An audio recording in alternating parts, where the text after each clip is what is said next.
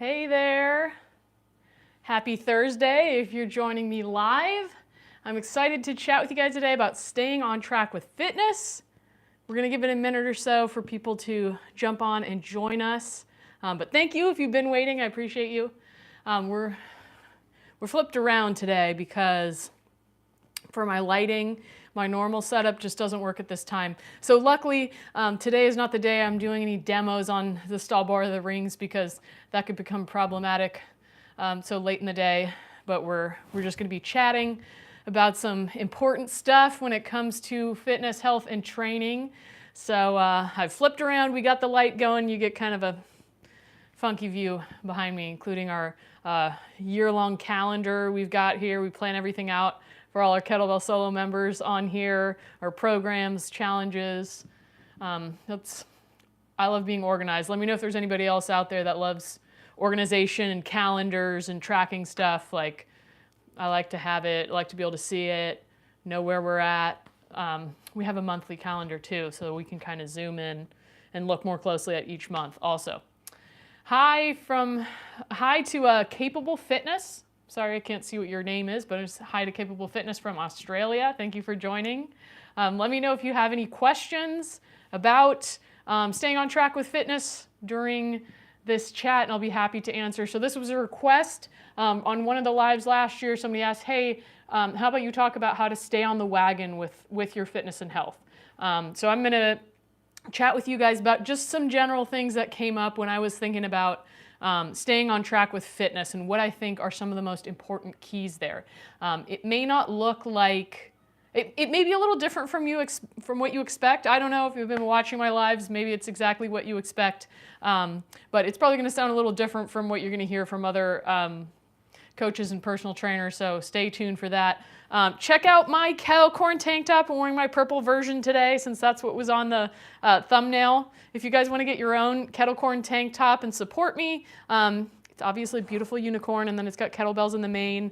You can click the link that's in the description for this live, or I'll drop it in the chat if you want to go check it out now. Help me spread the kettle corn love.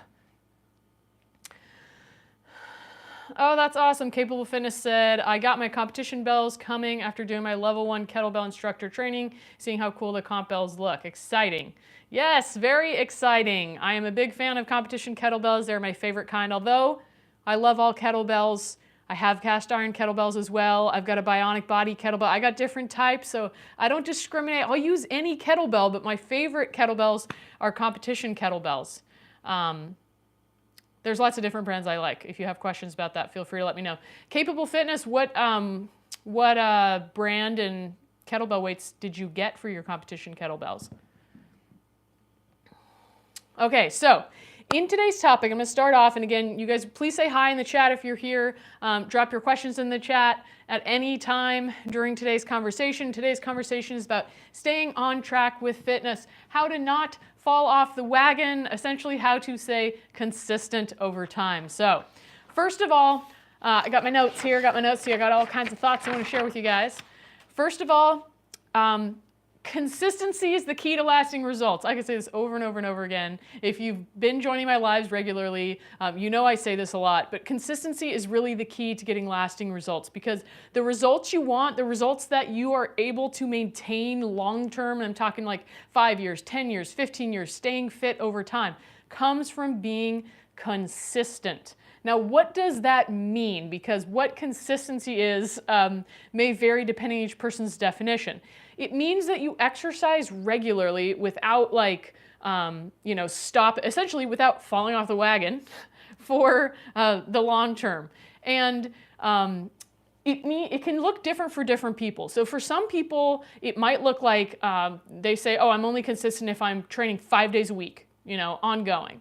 And for somebody else, it may look like, I train twice a month, but I do it always. I never miss it.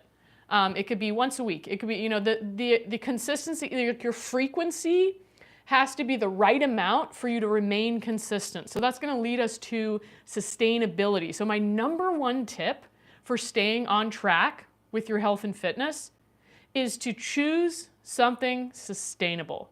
So when it comes to, this is applicable for anything in your health journey, whether it's exercise, whether it's nutrition, whether it's sleep, whether it's stress levels, whatever it is, it's got to be sustainable. And what does sustainable mean? In my mind, it's if you're going to, add something in, or you're going to start an exercise routine, you're going to ask yourself, could I maintain this for the next year, 5 years, 10 years? And if for whatever reason you're like, no way, it's not sustainable. If you could see yourself doing this in 5 years, like, yeah, I think I could probably keep doing it. Like, I enjoy it. It's just the right amount. I feel good. I'm seeing more benefits than negatives. Then it's more than likely, it may not. You might have to make some changes over time. That's another thing, is you got to be flexible. Okay, so that's going to be another thing we're going to talk about. But it's got to be sustainable long term. So there's a lot of different programs, challenges, things that are out there that may have you doing something really intense, may have you training twice a day, may have you doing a really restrictive diet. It may just be too intense for you. Maybe it's not like what people would consider super intense, but you find you can't stick to it with your schedule. It's not sustainable. So even if you do that for like 8 weeks and maybe you lose 10 pounds, if it's not sustainable, you're likely just going to end up back where you started, or worse, because if you overexerted yourself, wore yourself out, then that's going to make it less likely that you get back into it or something else sooner. So while it's all sounds really great to be like, get 6-pack abs in 6 weeks, or drop 20 pounds in the next few months, those things are selling something that is not sustainable. So you may get results, but they are not sustainable results. If you want to get sustainable, lasting results, you need to be consistent through a sustainable exercise routine, a sustainable diet, a sustainable sleep schedule, etc. And it's important to be flexible. Be flexible with regards to your season of life. Be flexible each week, each day. Be flexible as far as going on vacation or taking breaks, because it is important to take breaks, to go on vacations, to enjoy life. And those things don't necessarily impede your consistency. They only impede your consistency if you have a mindset that you think, oh my God, I didn't exercise for 2 weeks. I'm completely off the wagon. Oh my God, I'm just not doing anything. It's not even worth it. Like, I ruined it. You just get right back to it when you get home. Like, if you take a vacation, take your vacation, enjoy it. When you get home, you go back to your consistent, sustainable routine. You don't punish yourself, beat yourself up because you missed 2 weeks. You were on vacation, you were living life. You don't actually lose your fitness or your health in 2 weeks. It just doesn't happen that way. Your health and your fitness is your habits over time, over a longer period of time. Hey, YouTube punk. He said, I'm okay with 2-pack abs in 2 weeks. Capable Fitness said, I started my course as kettlebell newbie who only did grind exercises, so got an 8, 12, and 16, but I have a 20K in my cart. I don't know how to be consistent when I want to do too many things like kettlebells, running, and yoga. Always end up crashing from pain and fatigue. Wow, Capable Fitness, thank you for bringing that up, because I think that's a really important topic. I think it's an extremely important topic for everybody, not just for people who are coaches and trainers, even though it's even more common, I think, within trainers and coaches, because generally if you're a trainer or a coach, you love to work out. And as you mentioned, Capable Fitness, there's all these things you could do, and you want to do it all, and you want to get the benefits of all of it. And that's when we have to, either remember, or we got to learn through experience that it's not sustainable to do it all. And I can completely relate, because I spent many, many years trying to do it all, to a place where I got so burnt out. I really messed up my hormones. I'm still recovering from that about 15 years later. Sounds crazy, right? But the damage that can be done from overdoing it might be, just as bad as from underdoing it, from not exercising at all, not taking care of your health at all. So really you have to find a balance that's in the middle. And I think it's important to get clear on, like, what's your ultimate goal? Like, what's your goal for your health long term? Again, like, it's good to look long term to, it's good to be present in the moment. That also informs you, but it's good to maybe keep in mind, what do I want long term? How do I want to feel when I'm 50, when I'm 60, 70, 80, etc., right? That's something that I've thought about more and more after I turned 30, like in my 20s, I was like, I can do anything. I can do whatever I want, you know, but I couldn't really, but that was my mindset. And to a certain degree, I could. Now that I'm over the age of 30, I've realized, you know, that's not sustainable, because if I think about when I'm 50, when I'm 60, I don't want my body to be hurting, you know, and I already have some chronic injuries that I sustained from overdoing it. I don't want to make it worse. Ideally, I make it better by treating my body more gentle. So I think you have to just, you really have to learn to listen to your body when it comes to recovery. It's not to say you couldn't do kettlebells, running, and yoga, but maybe the frequency of that looks different than you think. You know, maybe it looks like you focus on kettlebells for a couple months, and then maybe you scale back your kettlebells and you do some running and yoga, or you do some yoga for a while, and then you cycle through it, or you know, you go with a lower frequency for each one. You really monitor or cut down like your intensity on it to make sure you have enough energy. I think often we overestimate how much energy we have in general and how much to put towards exercise, when we still want to have energy for life and the other things we want to do. If our exercise really beats us up or makes us feel too tired, it's taking away, it's not actually serving its purpose. Exercise should make you feel better, should make you have more energy. And if your exercise routine is not doing that for you, you might want to stop and ask yourself, like, why is that? And is that really what I want? Do I want exercise to beat me up and make me feel tired? Or do I want it to make me feel energized and for me to feel better at the end of my workout than I did when I started? And that's just something to ponder. Capable of Fitness said, I could do everything, then had kids and did not bounce back at all, but mentally still wanted to be the person who did it all. Yeah, I think that's probably a really relatable story for many moms. I'm not a mom, but I can imagine that for many moms, that's a very relatable story, because your body has gone through so much. You know, when you go through a pregnancy or multiple pregnancies, I mean, that like almost strips your body's minerals. Like so much of you is given into that child that I think we, you know, psychologically it feels like, oh, I could go back to what I was doing. But really physically and biologically, there's a lot of repair to be done. And so kind of getting the mindset right and realistic about, you know, slowly returning to where we were. And this is a similar principle to if you are injured, you go through a large emotional trauma. Both of those things are also going to really deplete your minerals. Like, they're going to require a lot of energy from your body for healing or for emotions that you're processing. So being more realistic with yourself and realizing that your physical body is connected to everything in your life, and that we often don't give much weight to like, if you're healing from something emotionally, physically, we just kind of think like, oh, I should still be able to work out like normal. That doesn't affect me, you know, but the reality is it does. If you've ever had a really big emotional event happen, it drains you. And you also usually you don't feel like exercise is like the last thing from your mind, like you've got this crisis happening. And that's something that takes time to recover from. That's something that has to be factored in. So whether it's, you know, psychological, emotional, physical, all of those kinds of events can also play a role in terms of the energy that your body has available. Okay, so what does a sustainable, I talked a little bit about consistency, sustainability, a sustainable routine, what does it look like? You know, this is of course going to differ for different people. It's going to differ for age groups, going to differ for men and women. I think the key to finding a sustainable routine for you is learning how to tune into your body.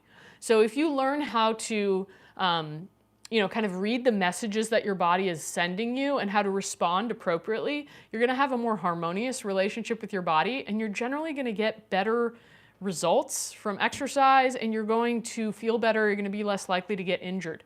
A lot of times, you guys let me know in the chat if this has happened to you, but have you ever been working out and something felt a little off, maybe in your shoulder or in your hip, or like, and there was a little voice in the back of your head that was kind of like, maybe I should stop working out now. But then, you know, your ego was kind of like, no, I got to finish this workout.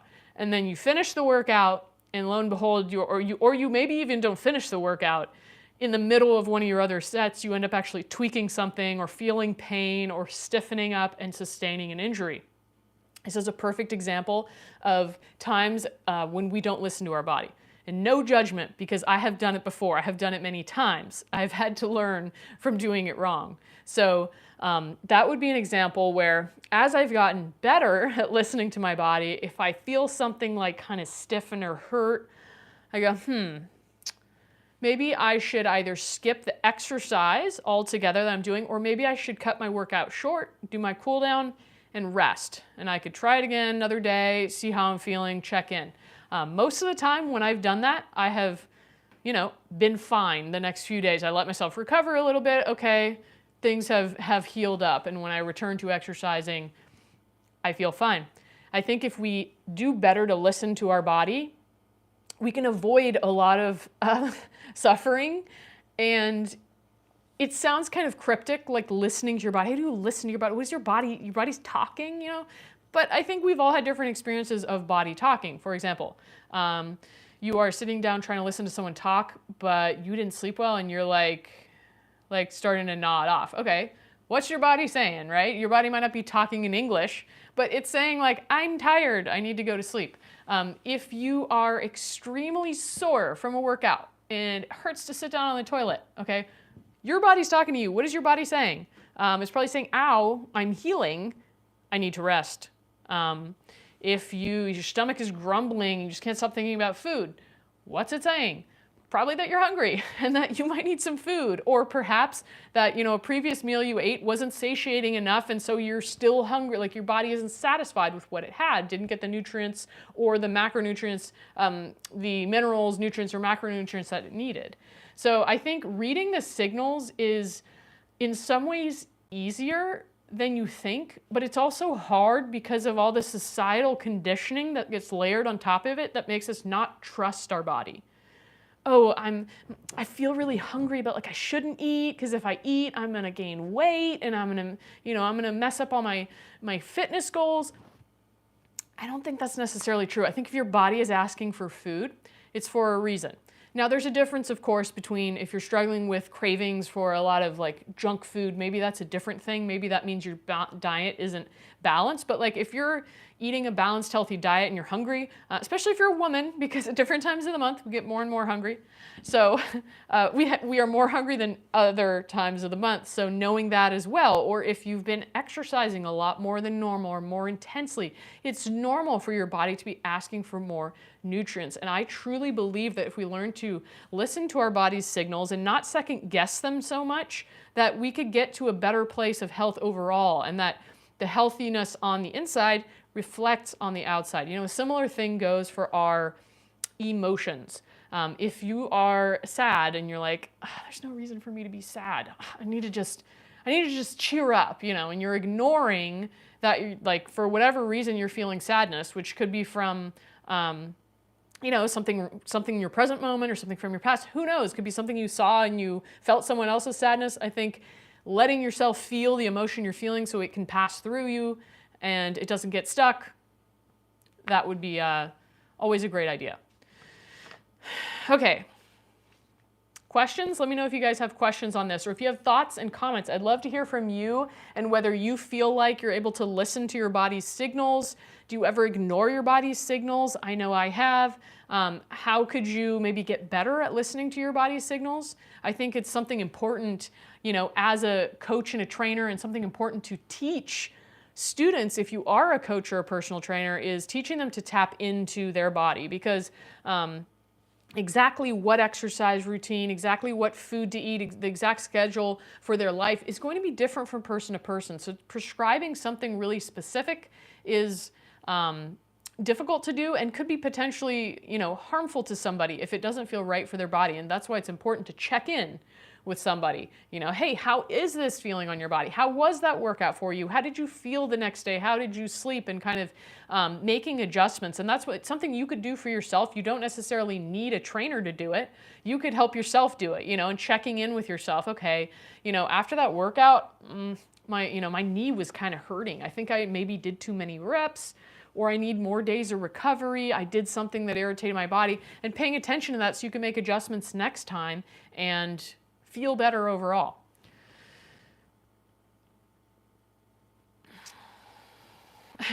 Capable Fitness said, my body is telling me the couch is lovely this morning, but what if it's more the case of just being overweight and having to be strict with ourselves? You know, I think if somebody's overweight, it could be that they need to be more strict with themselves, but I tend to think that when somebody's over-consuming, it's probably for a deeper psychological or emotional reason. So you could go the route of just saying, okay, I'm going to be strict with my food. But that's kind of like treating the symptom instead of the cause. So I think that is also a call to further introspection into psychological and emotional, root causes or patterns or what, I think anytime we're unhealthy in any way, and this could be whether it's you're overweight and you don't exercise, or it's because you exercise too much and you push yourself too hard and that has negative effects. Wherever we're at, I think it's important to look at our psychological and emotional health because that drives our behavior. I know for myself at times in my life when I've been more, I don't want to say depressed, but like I haven't been feeling very good. I don't feel real purposeless. I'm not really loving where I'm at in life. That would be a time where I would maybe start to eat more food because it would give me an endorphin rush. It would give me something to look forward to. Like I really like zone in on food, have used food that way before.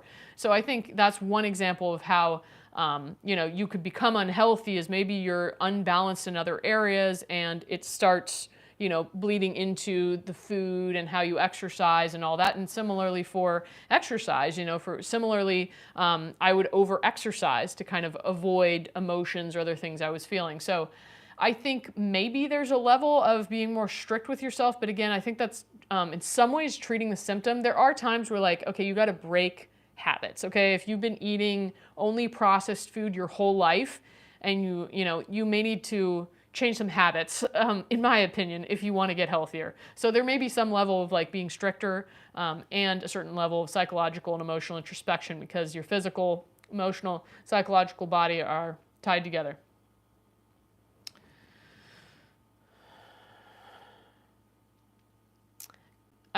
Capable of Fitness said, I did my course regardless of being on the more mid-size plus side, thinking of advocating fitness for all sizes, since just because I didn't bounce back, my love of movement didn't change.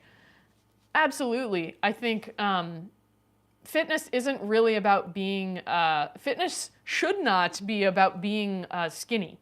I think it should be about being healthy. And what that looks like for each person is different. And whether or not you are living in a way that's healthy for you, nobody else can really tell you that. I mean, they can, but they don't really know. They're judging without really knowing everything. I think the only way for you to know is to like sit in introspection with yourself and be really honest with yourself about different components of health and where you could make some changes and improvements. I think we're all, we're never going to be, none of us are going to be perfect at anything in life, but including at the health game, the fitness game. And I think it's important to be realistic. And I think, especially as a mom and having other responsibilities, it's something that I think can make you really relatable to the people that you work with, because it really doesn't matter what size you are. Exercise is good for anybody, no matter the size. And the goal isn't always to get smaller or to be skinny or to look ripped. The goal is for you to get the benefits of exercise. And even if you're just exercising a couple times a month, it's beneficial for your body. So I think taking the focus away from appearance is useful. Unfortunately, it's still like, it drives a lot of things within the fitness world, but I think and I hope that we're sort of moving away from it. I don't know. We're still there, but I think it's important to remind people that fitness isn't about your exact size or your body weight.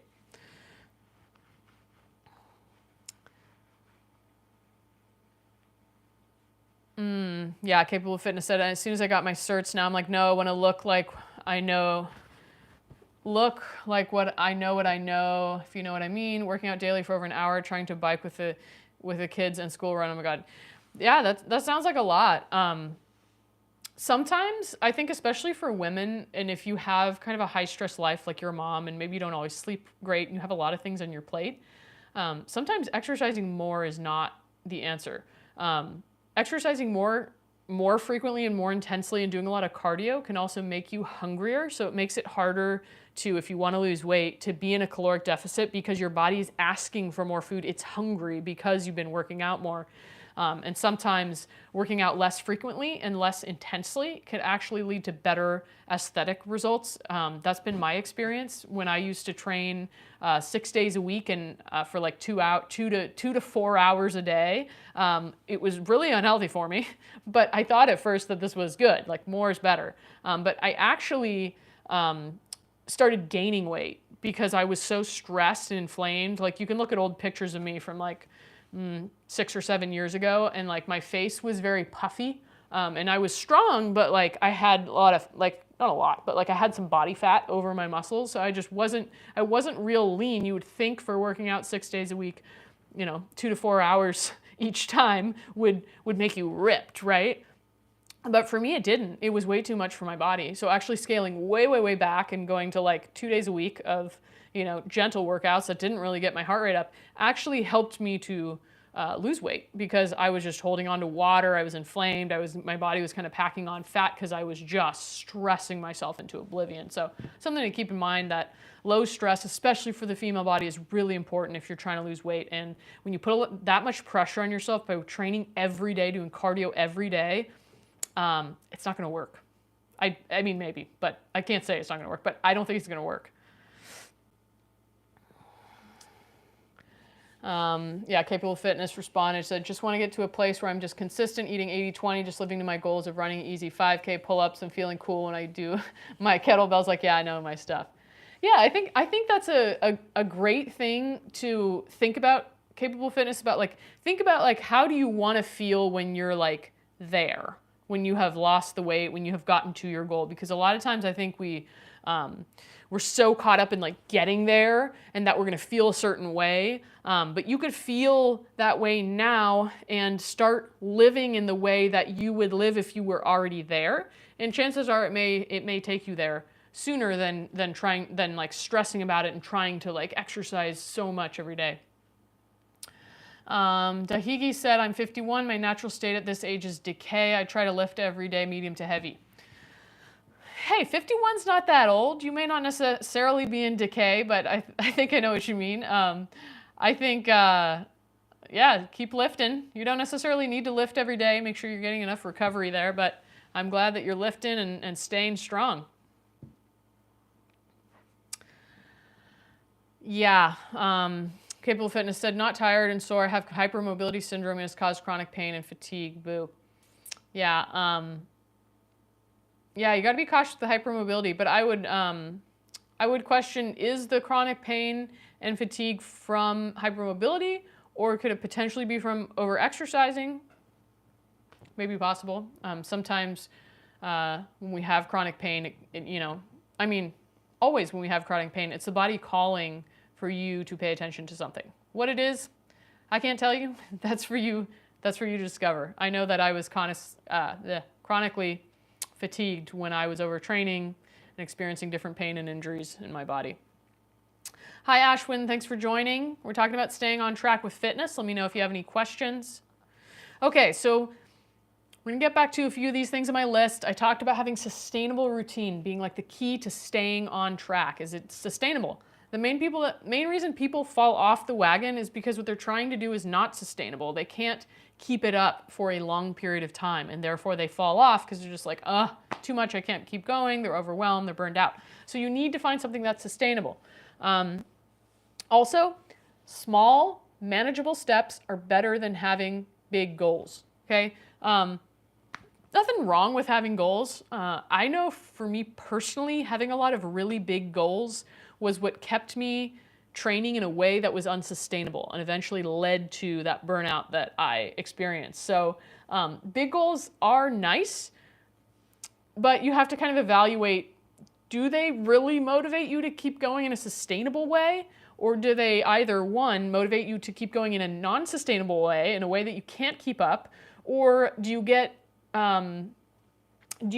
discouraged if you're not close to that goal quickly, and then you kind of stop because you're like, I'm never going to get there. If it does either of those things for you, I would say forget about a big goal. Just worry about small, manageable steps. Like, how can I exercise in a way that's sustainable? Like, that's the only thing I'm gonna figure out, which is maybe like, I'm gonna start with once a week training for, 15 minutes. And I'm just gonna keep that up for the next few months and not change anything else. Make it small and manageable, be like, that's totally doable for me, and feel successful with it before you start adding other things. I think people tend to, set these really big goals, and then they try to do everything at once, and then they do nothing because it becomes too difficult to keep it up. So again, however you're orienting yourself, it needs to be sustainable and manageable. Yeah, South to West said, oh, I definitely want to get to a big goal as quickly as possible. It often leads to burnout. Yeah, and it's totally understandable that you want to get to certain goals, and you have to know that it may be sabotaging you in actually even getting anywhere, getting further. And sometimes, I've told one of my personal training clients this is like, the big wins are actually the small wins. Those are actually the big ones. Those little changes you start to see. Oh, I've been exercising consistently for 8 weeks and I have more energy, and I actually, I'm feeling a little bit of muscle definition in my arm. Like, those are like kind of little wins, but those are the big wins because those things will add up over time. So I would say if you struggle with that, like you set a big goal and then you get frustrated because you're not there fast enough, first of all, reset your timeline, because again, if you want lasting results, it means you got to think in terms of years. You got to think in terms of a year, 2 years, 3 years. This is not, I did not come up with this, but I've heard this said and seen it on social media before. Most people overestimate what they can do in a year, but they underestimate what they can do in 5 years. So that's the time scale I would recommend thinking of. And that seems far away, but before you know it, it's there. I mean, a year goes by pretty fast, right? So again, we overestimate how many things we could get done 1 year, but in 5 years, you may be really like way further along than you think just by taking small, manageable steps. Yeah, Capable Fitness said, it's more too many goals. Like you said, I need to break them up, but I'm like a kid, I don't want to. Yeah, I think, again, I think you got to get really honest with yourself. Do you want to actually make progress, or do you want to like keep sabotaging yourself by having like 7 different goals? You can do it, but you may continuously be frustrated. You don't necessarily, it depends. It all depends on your goal, but I think we all do a lot of self-sabotaging and being dishonest with ourselves. Daniel Quinn asked, how often do you change your routine? That's a good question. I train very differently now than I used to when I was like working in gyms, and like I used to train for kettlebell sport, right, where I had a specific training program. That's what I was doing leading into a competition. Sometimes I took a break afterwards. Sometimes I didn't because I was crazy and I was just going from one competition to the next. But now that I've come out of the overtraining cycle, I mean, I still struggle with it at times, but now that I work out from home, I do not have a routine whatsoever. So sometimes I follow programs from Kettlebell Solo because I test them out. So sometimes I'm doing that, which are usually like 4-week programs. But most of the time, I don't have a routine, especially with filming for Kettlebell Solo. There are times where there's 2 weeks of filming every day or every weekday for like an hour. And so I am not doing any other working out than that. And then after that ends, I need to take a break. So honestly, I don't have a routine. I usually walk every day. That's the main thing that's routine. And then I work out 1 to 3 times a week, but I kind of do what I feel like doing. A lot of it is Kettlebell Solo. Sometimes I do some rings, stall bar, stuff like that. YouTube Punk said, I don't want to and you can't make me. I can identify with that. Well, I can't make you. I can't make anyone do anything. But when people are asking for my advice, I'm going to tell it to them straight. Capable Fitness said it's how to choose the ones to focus on. Like some are better mentally, some are better physically, and some are just because it'd be cool to do. Yeah, I think getting clear on like, which goals maybe lead to like the longer term result of maybe like, how do you want to feel when you're older? Which ones are really contributing to feeling the best and having the most benefit to the rest of your life? But yeah, it's kind of personal to figure out what's most important to you. Santiago said, hey, how is your schedule when training for Kettlebell Comp? I would usually train 3 times a week. So it was a like a kettlebell sport. Usually it was like an interval day, a midday, and a long day. And usually at the end of the workout, I would do a short run, like 20, 30 minutes. But I think I would have done a lot better in kettlebell sport had I actually just trained 3 days a week. But I was usually on other days, you know, either working out with my clients, doing handstands, doing other things. Unless I was training with 24-kilo kettlebells. When I was lifting, that's professional level for women, I didn't have the energy to do other things. I realized I had to take the breaks in between because I was sore, very sore and tired. My nervous system was just exhausted from lifting that heavy. So I would highly recommend actually taking the rest days that your coach programs in for you. Hi Giuseppe, thanks for joining. Daniel Quinn said, what about noticing and changing workout patterns that you develop? I'm assuming you mean like different exercises or different ways that I work out. I think if you want to follow a specific I would say that I train more intuitively. So at this point, because I don't really have any specific goals. I left all my goals behind because they were contributing to obsessing over exercise and overtraining. So I was like, you know what? Throwing all the goals out. If I get to them one day, cool. And if I work towards a goal, then you know, I'm going to be more like flexible with it if I need to stop. Like I was training for handstand push-ups for a while, but my left shoulder started feeling a little bit like achy and painful. So I thought, you know what? I'm scrapping that because it's not as important to me as feeling good. So I can't really give you an exact timeline as far as that, but I really just do whatever I feel like. I think for the students that I coach inside Kettlebell Solo, we do like 4-week programs that are focused on different aspects of fitness. So focused on like strength, focused on conditioning, focused on consistency, focused on mobility, and we kind of cycle through that during the year. So I think it can be useful to, you know, not train for one goal all the time, like for one goal for too long, because after a while, I think your body gets kind of burnt out. You know, I think I definitely, like I overdid it with kettlebell sport, which any really repetitive sport, it starts to beat your body up after a while because it's just so much repetitive motion. It can wear on your joints, especially when you're really pushing the limits with it.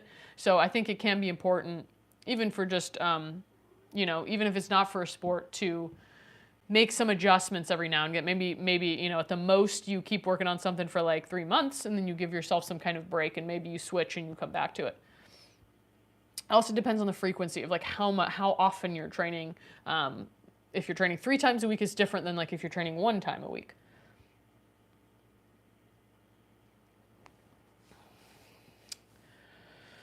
You're welcome, Santiago. Okay, so we're going to come to another important point here, and this is going to tie in with everything we were talking about. Another important point about staying on track with your fitness is learn to hold yourself back, okay? This is an important one because we get bombarded with messaging that you should be doing an ungodly amount of exercise that is completely unsustainable for your average human being. That's my opinion.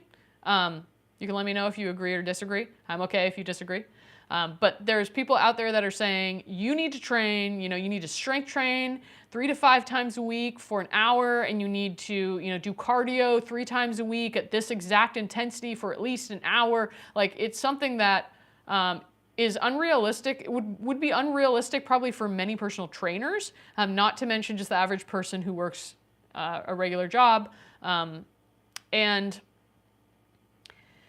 I think there's also a difference between like working out and being active, in the sense that like you can't just sub out like those things are equivalent. Like, for example, if you're gardening and walking and stretching outside in the sun, and these are kind of gentle activities, you're doing this for like 2 hours. It's not the same as like doing a 2-hour workout.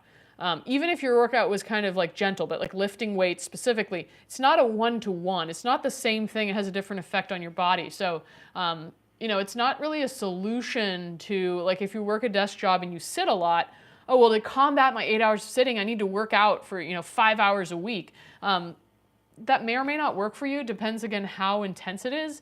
It may be more useful to do 2 or 3 days of like working out and then just get active in other ways those other days, because humans didn't, we haven't been working out in a gym or with weights for that long, you know, and there can be negatives to it. There's a lot of positives and there can be negatives. People can sustain injuries. You can do too much or something. It could be too intense and too much on your nervous system. It's why I'm such a proponent for like gentler exercise, like gentler ways to lift weights and to work out that aren't so intense, because you don't necessarily need that much intensity. Intensity is great. Intensity has benefits. Lifting heavy has benefits. You don't need to do it as much as you think you need to do it. In my opinion, you do not need to do it as much as most trainers out there are telling you you need to do it X amount of times per week. They're basing that on maybe a scientific study, first of all, science is an ever-evolving process, and we don't really know long-term the effects of, say, HIIT workouts. We haven't been doing them for that long. We've only done maybe a certain number of studies on them. Things may evolve and change, and they're usually studies that are done on college males. Okay, so that already makes it different, say if you're a woman versus if you're a college male. Everything is different. There's so many things are different. And it doesn't show, it's not a long-term study. So I think it's important to just keep in mind that like you are the best person to know what's right for you. And how do you know what's right?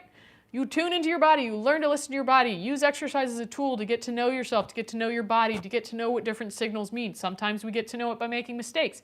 That's okay. And those things will change throughout your life, which is the process and the journey of it. Is you may, when you're in your 20s, you may do something that works great for you. And then when you're 38, it stops working and you have to change it. It may change from year to year, month to month. And that's why it's just really difficult to prescribe something exact, and why you should also take what like experts and trainers and coaches like me or any other coach says with a grain of salt. Okay, you should, it is useful to listen to experts in particular areas, but ultimately you are the expert of your body. So you should always listen to yourself first and foremost. You should listen to yourself before you listen to me, to anybody. Your partner, it doesn't matter. You should listen to your body first and foremost, because you are the only one with the information that comes from inside. So that's the information that is like most crucial. And learning to trust what you're feeling, learning to trust your intuition, learning to trust that you know what your body does and does not need is a skill that is developed over time. And I believe it's very important and is a way for you to better align with your truth and with truth in general.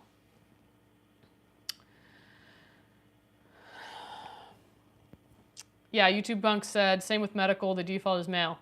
Because female hormones are too complex to study. There was that funny song going around about like that we don't really study the female body. I forget how it went, but it's true, we don't really. Daniel said, what about fitness being like another branch of the medical industry? I'm not totally sure what your question is, Daniel, like whether I think that would be a good thing, or I'm not sure what exact part you're comparing that to. Hey May, thanks for joining. Yes, YouTube Punk, guidelines are arbitrary, everyone's body is different. Capable of Fitness said, yeah, I've been trying to do the amounts being told, and as a mid-sized girly, it feels a lot. I could easily lift 1 to 2 days and then move like biking, walking, yoga, like life things. Working out to meet those guidelines has been my evil. Yeah, I think guidelines and goals can be really useful. They can also hurt us, especially if you're like a high achiever and if there's a goal, you're like, I'm gonna do it no matter what. Know that about yourself and know what I just told you. Learn to hold yourself back from the things that you know you don't need or you're better off without.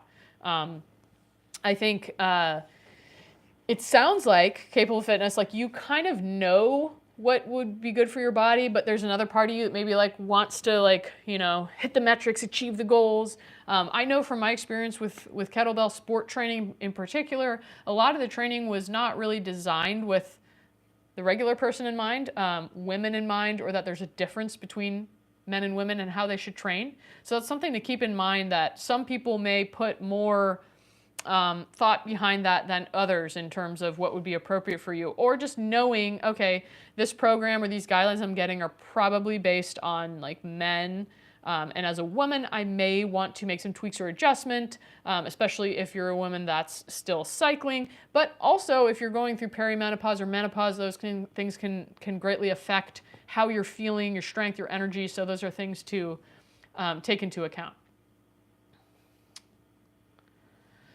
Yeah, I think capable fitness, she just said, yeah, I put myself up to having to know it all ASAP from wanting to teach it and look like I teach it. Yeah, I think the best thing you can do to become a good coach, I think, is to figure out how to train in a way that's healthy and sustainable for you.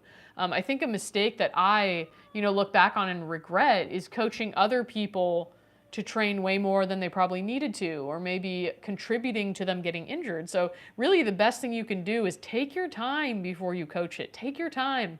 There's plenty of time. Regardless of how old you are or where you're at, there's plenty of time. It's better to really get to know what's right and what's healthy, so that when you are coaching others, you feel solid about what you're coaching, that you're really helping them with it, because they're trusting you, that you're telling them, what's good for their body. And that's why I think it's important as a coach to teach people that, hey, take what I'm saying with a grain of salt. Always listen to yourself. If something feels off, tell me. Like, stop, and we'll make adjustments to it, because we as coaches, we can't know what our student is feeling. And that's where they have to feel safe to tell us, and to know that that's important to communicate those things that they're feeling. So the next thing I was going to say about staying on track with fitness, we've kind of already covered, but it's so important. I'm going to say it again. Tune into your inner compass and listen, or else. That's not a threat from me. It's just what happens if you don't tune in and listen to your inner compass. This is not just physical. This is in general. Usually, not so optimal things happen. If we're not tuned in to our values, to our truth, to what's important to us, what our boundaries are, we are likely going to misstep in ways that are not great for us, or not great for our life. So I think the more exercise is an incredible opportunity to tune into yourself, to learn to get to know your body, to learn to get to know your intuition, because the better you are in tune with your body, the better you are able to discern truth in the world around you. So use exercise, think of exercise as a way to get to know yourself on a deeper level, and a way to tune into your inner compass so you can make better decisions, not just about exercise, but about everything. Let me know what you guys think about that in the comments. This next point we talked about a little bit also, but I'm going to reiterate it again because it's also important. Stop comparing to your old self or to other people. This is sabotage. This is self-sabotage. So if you're constantly comparing, this is very difficult in the world of social media. If you use social media a lot and you are comparing a lot to other people, it's making you feel negative about yourself. It's making you either over-exercise or not want to exercise at all because you're just frustrated. You may want to either get off social media, or you may want to tweak your mindset and just remember that you are on your own journey. Comparing to somebody else, it's silly. You're not comparing apples to apples. You're comparing something totally different. Each person has their own journey. That person who looks great on social media and they have a perfect body, they got all their own problems. Everybody has problems. So comparing yourself to somebody else is self-sabotage, just like comparing yourself to who you were 20 years ago, 10 years ago, 1 year ago, 1 month ago. It's self-sabotage, especially if you do it in a negative way, especially if you tell yourself negative things because of it. You are on an ongoing journey, and you're going on that journey for a reason. You always have the ability to shape and change things for the better by tuning in and getting more in tune with your inner compass. So no self-sabotage, okay? Because life is hard enough without us making life harder for ourselves. I know it's easier said than done, and I think it's just something to think about. And sometimes we can make changes just by bringing awareness to it, just by noticing when you're scrolling social media, I'm starting to do that comparing thing. Okay, well, let me try. Let me either shut down my social media, or let me see if I can just, appreciate this person for who they are, what they're sharing, and move on, rather than relating it to myself. Maybe I can separate it from it. Sometimes just the awareness is helpful. Southwest said, definitely stop comparing yourself to the YouTube suggested videos, LOL. May said, ugh, I compare myself to my former self often. It frustrates me. It is frustrating. I get it. And you're in a totally different phase of your life. And, you know, imagine, sometimes it's helpful to imagine you were talking to a friend, to imagine you were talking to your best friend or to your sister, you know, and imagine that they were comparing themselves to their former self and like, you know, beating themselves up about it. You know, imagine what you would say to that person and maybe, you know, see if you can find the compassion to relate that to yourself and say the same thing to yourself. Often we are much meaner to ourselves than we are to other people. YouTube Punk has a great quote here, comparison is the thief of joy, Teddy Roosevelt. Exactly, that's a great one. Kelly said, yes, it is, it was, and is sometimes still a struggle. Absolutely. I think you'd probably be hard-pressed to find a person who hasn't struggled with this. So totally normal if you do. And we can as we bring more awareness and compassion to it, we can maybe, you know, get beyond it or do it less often. Daniel Quinn said, what other forms of exercise have you learned besides kettlebells? What other forms of exercise? So I have done a lot of handstand training. I've done a lot of ring training, stall bar training, some club bells, Indian clubs, mace, kettlebells, dumbbells, barbells. I did a powerlifting competition once. So a lot of different things. Slacklining. Yeah, I think that covers a lot of it. No nunchucks. I have not learned any nunchucks. Not so far. But I think Indian clubs, the different things probably relate to nunchucks, honestly. Okay, here's another great point. I think this is going to resonate well after the last point that I made. Leave perfectionism behind. Please do yourself a favor and leave perfectionism behind. We all know that we're simultaneously not perfect in any, like no one's perfect, and perfect in every way. If you do believe in God, God created you perfectly just as you are. So either way, leave the perfectionism behind. Leave it behind. It's just not useful. Be flexible. Be flexible with yourself. Be flexible with your training routine. Leave the perfectionism, not just perfectionism around your body or what it looks like. Leave it behind there too. But about what your training routine needs to look like. Because again, the key to staying on track is sustainability. And sustainability is unique to the individual. So if you can figure out what's sustainable for you without trying to be perfect, maybe you have this idea of like, okay, if I was perfect with my fitness and my health, it would be, A, B, C, D, E, F, G, H, I, J, K. Okay, it would be this whole list of things.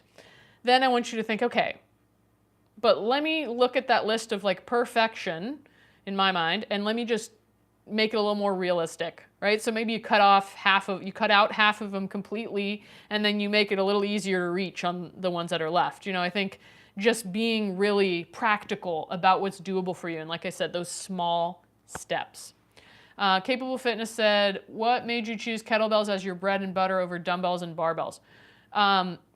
Mainly because I gained some recognition as a kettlebell sport athlete and coach. So it's what people know me for, is for kettlebell training. And kettlebell training, it's a bit more unique, especially when I started training. Not that many people knew how to use kettlebells, so it was a way to kind of set myself apart because I had this sort of unique knowledge that not many people had. So I'd say that's the main reason, but I do also just love training with kettlebells because I've done it for so long. I just feel like you can do everything you can do with a dumbbell and barbell, but then there's a bunch of things you can do with a kettlebell that you can't really do with a dumbbell and barbell. Now there are some things you can't really, not everything maybe. There's some things that lend themselves better to a dumbbell or barbell. Obviously, if you're lifting heavier, a barbell is easier to load up with plates. If you're doing something like a lateral raise, that works better with a dumbbell. But overall, you can do almost all the same things, plus a whole bunch more, like around the body handoffs or swings. You can't do that with a barbell, and you could maybe do it with a dumbbell, but it wouldn't work very well. So I would say that's why. Oh, your competition kettlebells are here. That's awesome. I'm glad they arrived during this live. Congratulations. May said that's why I double up if I miss a workout. Because of not being perfectionistic. I think it depends. May is one of our Kettlebell solo members, so if she doubles up on a workout, often these workouts aren't super long or intense to begin with, so she can double them up. Versus like if you're doing a pretty intense workout, I wouldn't recommend doubling up. If you were doing like an intense like CrossFit workout or something, I wouldn't recommend. Let's see if a few other points I wanted to add. Everything adds up. Even 5 minutes a day makes a difference. So if the reason that you are struggling with staying on track is because you think you can't do enough to make a difference, you don't need to do a lot. If you did, 10 minutes once a week of exercise that got your heart pumping a little bit, got you sweating a little bit, that would make a difference. Especially if you did it consistently, right? So it all does add up. As our Kettlebell solo members know, some of them are here in the chat. Even just 5 minutes, we have Kettlebell quickie workouts that are 5 to 10 minutes. Even being just consistent with those a few times a week can make a difference. So if you're feeling overwhelmed with how to get started or how to get back on track, start really small. Make it really doable. It really does make a difference and it adds up. Then let's say you fall off anyway. Say you had a pretty sustainable routine, but you fell off anyway. I don't know, May. It could be me. It could be my mic. I'm not sure. I could be just talking too loud. That's also a possibility. If you do fall off the wagon, just get back on. And same as I mentioned earlier in this talk about, well, that's good to know. Maybe I'll take off my mic and you guys tell me if I'm still staticky. Oh, it's better now? I didn't even really change anything. I might have just been talking too loud. I apologize to everybody who's been listening to me talk statically. Like I mentioned earlier in this talk, if you go on a vacation, if you stop working out for a couple weeks, it's not really a problem. You just get back to your consistent, sustainable routine when you return from vacation or as soon as you can. If you fall off, you get back on. That's what you do if you fall off. If you're riding a horse, you fall off, you get back on. YouTube Punk said I'm roboting, I'm laggy. Wish you guys had told me this earlier. We're like at the end of the live. Well, we'll see what we can do about it next time. It might be my Wi-Fi. I don't know. Questions? I did have a question from South to West. I think you said this yesterday. Is it good to use like a calendar for your workouts and like kind of schedule out or have your workouts written on a calendar to help you stay consistent? I would say that this absolutely could help you, and it kind of depends on the type of person that you are. So it may help some people, and maybe it will, discourage other people. Like if they got the calendar and they miss days, and then they're seeing how many days they've missed, and they start stressing out. If you're that person, don't use a calendar. But if a calendar helps you, I think absolutely it could be a useful tool in terms of staying consistent and staying on track.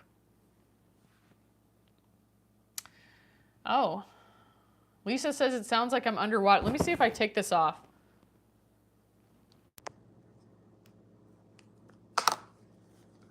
Okay, now tell me how it sounds. Does this sound better than before? What about now? What do you think, guys? Can you hear me now? How's it sounding? Maybe I shouldn't. I'm using my mic, but I guess maybe I should not be using my mic. Well, that's good to know. That's actually easier. Any other questions? Who else has questions about staying on track with fitness? Or if you feel like sharing something that you struggle with as far as staying on track, you can drop that in the comments. Or if you have a topic request for next week's live, let me know.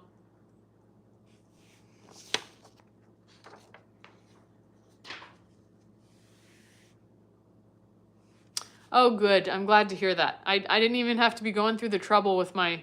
See, mics, they're nice, but then when they start messing up, it's not good. May ask, did you settle on a schedule for the lives? Yeah, I think... I think so. We're going to try... we're going to use the same schedule that I had last year, except for Thursdays, which is an hour earlier. So it's Mondays at 1 p.m. Pacific, Wednesdays at 9 a.m. Pacific, and then Thursdays, 3:30 p.m. Pacific. Thank you, Lisa. Thank you, Kelly and May, YouTube Punk, for letting me know that it sounds better now. Good to know. Next time I'll maybe just go without the mic, and we'll see how it goes. Any other questions or thoughts?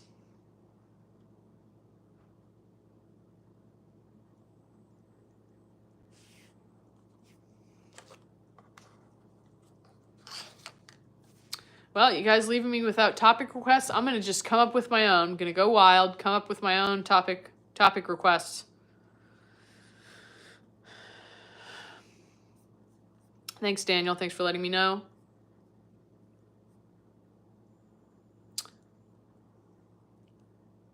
Capable Fitness asks, so you don't feel the need to have to mostly do kettlebells to teach kettlebells?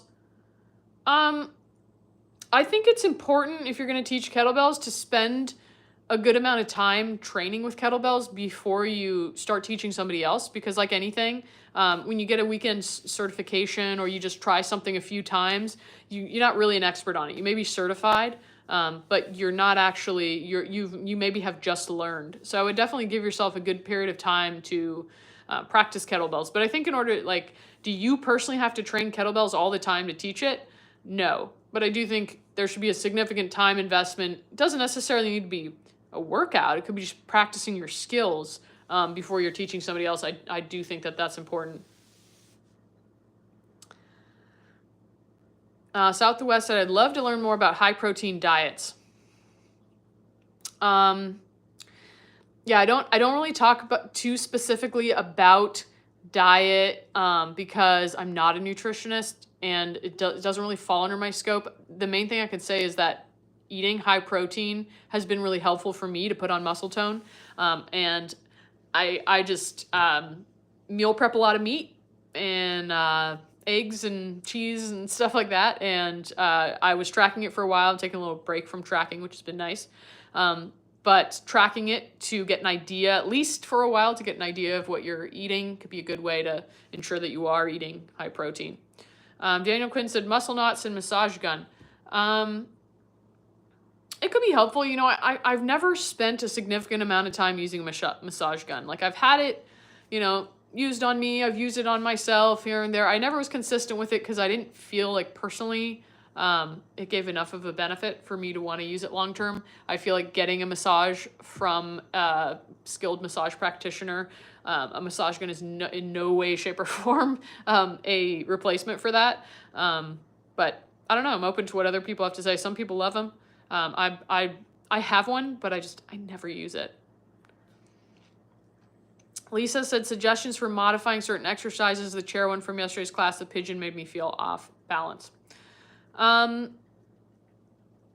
Yeah, for that specific pigeon one, on the chair, you could do it on something lower. You could add a pillow. You could do like a figure 4 stretch instead. So you could, you know, do like a seated figure 4 stretch, because it's really, the pigeon is about like external rotation on your hip. So if you want to do like a figure 4 stretch, it's not the same stretch, but it'll stretch your hips. YouTube Punk said, any idea why my feet want a Charlie horse when I bend them in certain ways? I get plenty of water and magnesium citrate. How's that for a random question? Hey, I like random questions.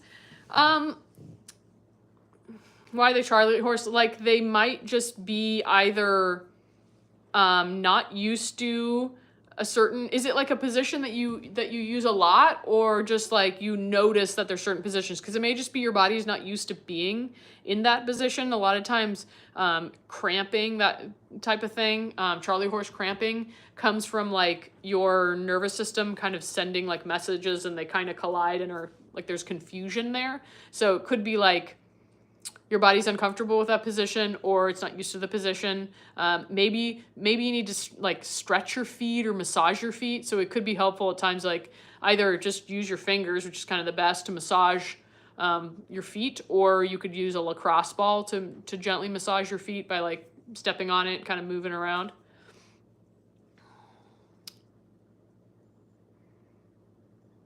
Yes, capable of fitness. Kettlebells are very functional. Absolutely. May said, happens to me also. Charlie horse in the feet and toes. Eat a banana? YouTube Punk says, sometimes it happens when laying in bed too. It's weird. I mean, it's, yeah. I guess you probably, it sounds like you've kind of looked into nutrient deficiency. So, yeah, I think when it happens when you point your toes, because that used to happen to me too. Like when I would point my toes, and actually, if I point my toes and squeeze really hard, I can like make a Charlie horse happen. So I don't think it's that weird. It may just be your body, like it's contracting above the level where it begins to Charlie horse. I don't know. I wish I had a better answer for you, but I don't. Lisa said, try a high calcium Tums. Could be calcium. Any other questions before we log off here?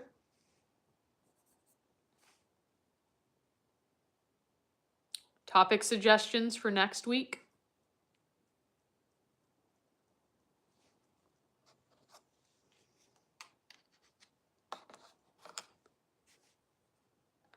Alrighty, well, chat knows the struggle is real. Well, I'm glad you guys got to relate about the foot cramping. I appreciate you guys being here and joining the live today. If you have any topic suggestions, let me know. You can comment on this video later. Otherwise, I wish you a wonderful rest of your week and hope to see you on Monday at 1 p.m. Pacific time.